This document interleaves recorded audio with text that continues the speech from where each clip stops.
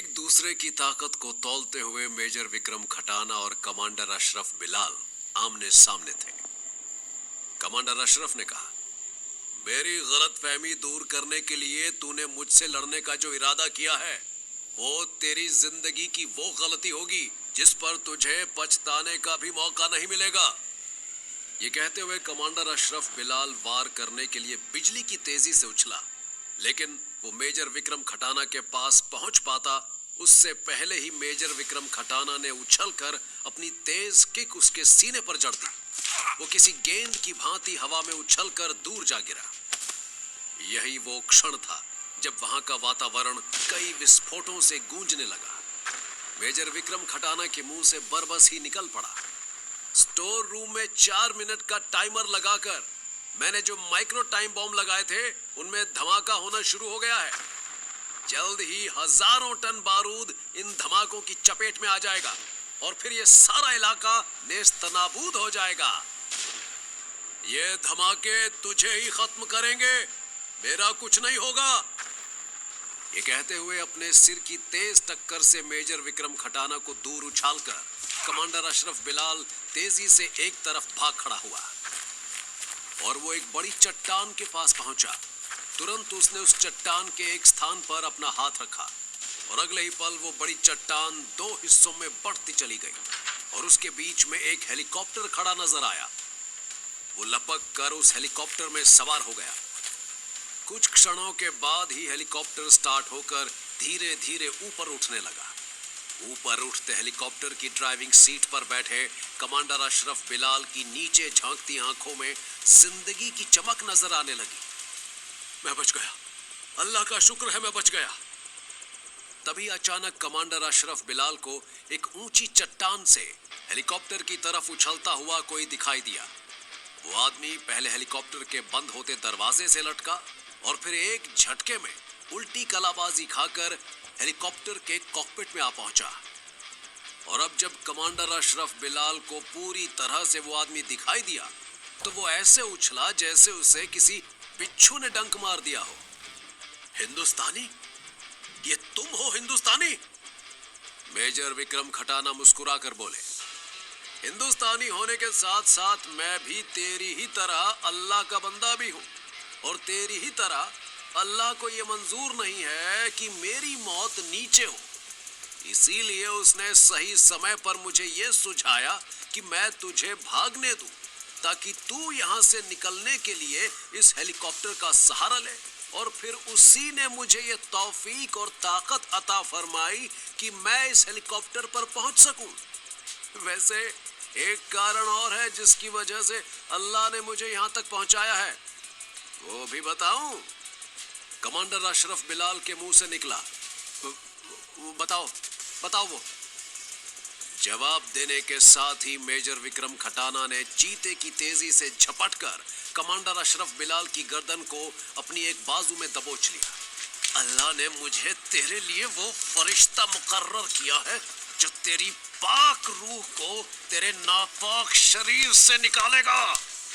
और फिर अगले ही पल हेलीकॉप्टर में 3 घटनाएं एक साथ घटी। मेजर विक्रम खटाना के हाथ में थमे खंजर का तेज वार कमांडर अशरफ बिलाल की गर्दन पर हुआ। उसकी गर्दन एक झटके से उसके शरीर से अलग हो गई और उसकी रूह ने उसके शरीर का साथ छोड़ा। उसी क्षण एक बड़ी घटना नीचे भी घटित हुई। एक भीषण धमाके ने उस सारे इलाके को अपनी चपेट में ले लिया। जो कुछ वहां था वो सब उस भीषण धमाके से मटिया मेट हो गया था। सिर्फ उस हेलीकॉप्टर को छोड़कर जिसे ड्राइव करके मेजर विक्रम खटाना उसे कुछ ही दूर मौजूद उस सैनिक चौकी की तरफ ले जा रहे थे जिस पर शान से तिरंगा लहरा रहा था।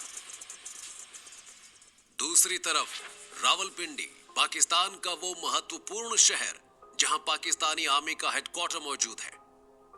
पाकिस्तानी आर्मी के इसी हेडक्वार्टर के एक विशेष और विशाल रूम में उस समय पाकिस्तान के रक्षा मंत्री, उनके मुख्य सचिव, पाकिस्तानी आर्मी के तीनों सेनापति और रक्षा व गृह मंत्रालयों से संबंधित कुछ और लोग भी मौजूद थे।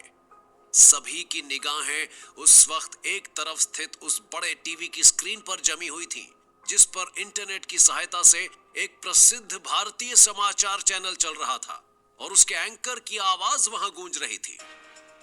सूत्रों के अनुसार मेजर विक्रम खटाना की जांबाजी का शिकार सैकड़ों पाकिस्तानी सिपाही तो हुए ही हैं, साथ ही वो हजारों टन गोला बारूद भी खत्म हुआ है जिसे पाकिस्तानी सेना भारत के खिलाफ इस्तेमाल करने का मंसूबा बनाए बैठी थी। मेजर विक्रम खटाना के इस बहादुरी वाले काम के लिए भारत सरकार ने उन्हें 26 जनवरी को वीर चक्र प्रदान करने की घोषणा की है। आइए हम मेजर विक्रम खटाना की जांबाजी की कहानी उन्हीं की जुबानी सुनवाते हैं। फिर टीवी स्क्रीन पर मेजर विक्रम खटाना की लाइव तस्वीर और इंटरव्यू आने लगा। इसी के साथ पाकिस्तानी रक्षा मंत्री दिलशोज नवाब ने अपने हाथ में थामी हुई पानी की बोतल को जोर से टीवी स्क्रीन पर दे मारा। टीवी स्क्रीन के चकनाचूर होते ही रक्षा मंत्री दिलशोज नवाब ने राहत की एक लंबी सांस लेते हुए कहा, बहुत दिनों के बाद टीवी को इस तरह तोड़ने से दिल को राहत महसूस हुई है। मुख्य सचिव ने तुरंत ही रक्षा मंत्री की हाँ में हाँ मिलाई। सही फरमाया जनाब ने, ऐसी राहत अक्सर तब महसूस होती है जब हिंदुस्तान पाकिस्तान क्रिकेट मैच में हिंदुस्तान से हार जाते हैं।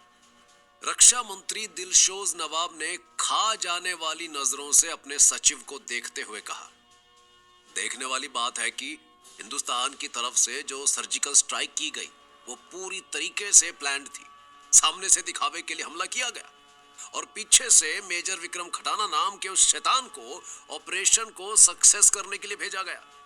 और ऐसा तभी किया जा सकता है जब दुश्मन को हमारे ठिकाने के चप्पे चप्पे की जानकारी हो, हमारे हर मंसूबे का पता हो। क्या हम गलत कह रहे हैं? पाकिस्तान के थल सेना प्रमुख आबिद जैदी ने रक्षा मंत्री की बात का समर्थन किया। जी नहीं जनाब, आप एकदम सही फरमा रहे हैं। रक्षा मंत्री बोले, अगर हम सही फरमा रहे हैं तो इस बात का जवाब दीजिए जनाब कि हिंदुस्तान पर हमला करने के लिए बनाई गई वो स्पेशल चौकी, उसका चप्पा चप्पा और उस चौकी को बनाए जाने का हर मंसूबा पूरी तरह से सीक्रेट था। यहाँ तक कि इस चौकी पर मौजूद हमारे सिपाहियों को भी हमारे मंसूबे की खबर नहीं थी। तो फिर दुश्मनों को उसकी खबर कैसे मिली? इस स्पेशल रूम में जिसमें कोई खिड़की नहीं है, जिसके दरवाजों और दीवारों का ऐसा साउंड प्रूफ बनाया गया है कि अगर यहाँ बम का धमाका भी हो तो उसकी आवाज बाहर नहीं जा सकती, तो यहाँ बनाए गए किसी मिशन का ब्लूप्रिंट ज्यों के त्यों किसी के हाथ कैसे लग गया? मुख्य सचिव गंभीरता से बोला, हमें इसकी इंक्वायरी करवानी चाहिए सर। इंक्वायरी तो होगी, यकीनन होगी, लेकिन हमने ये मीटिंग सिर्फ यही बात सुनने के लिए नहीं बुलवाई है, बल्कि इसलिए बुलवाई है कि हमारी चौकी के तबाह हो जाने की वजह से हिंदुस्तान जो हमारे सिर पर चढ़कर नाच रहा है और अंतरराष्ट्रीय स्तर पर हमारी जो किरकिरी हो रही है, हम उसकी भरपाई कैसे करें? और मेजर विक्रम खटाना नाम के उस हिंदुस्तानी का क्या करें? हमारी इंटेलिजेंस एजेंसी आईएसआई की रिपोर्ट के अनुसार जिसे हिंदुस्तान के रिपब्लिक डे यानी 26 जनवरी को ना सिर्फ वीर चक्र से नवाजा जा रहा है, बल्कि उसे ऑपरेशन पाक साफ के मिशन की वो फाइल भी सौंपी जा रही है, जिसकी वजह से वो पाकिस्तान को एक बहुत बड़ी चोट पहुंचाएगा। तभी जवाब देने के लिए आर्मी चीफ आबिद जैदी अपनी कुर्सी से उठ खड़ा हुआ। मोहतरम जनाब, हमारी पाकिस्तानी आर्मी में भी एक ऐसा लोहा है जो मेजर विक्रम खटाना नाम के उस हिंदुस्तानी लोहे को न सिर्फ काटेगा बल्कि उसका चूरमा बना देगा। उसका नाम और उसका कारनामा जल्द ही आपके सामने होगा।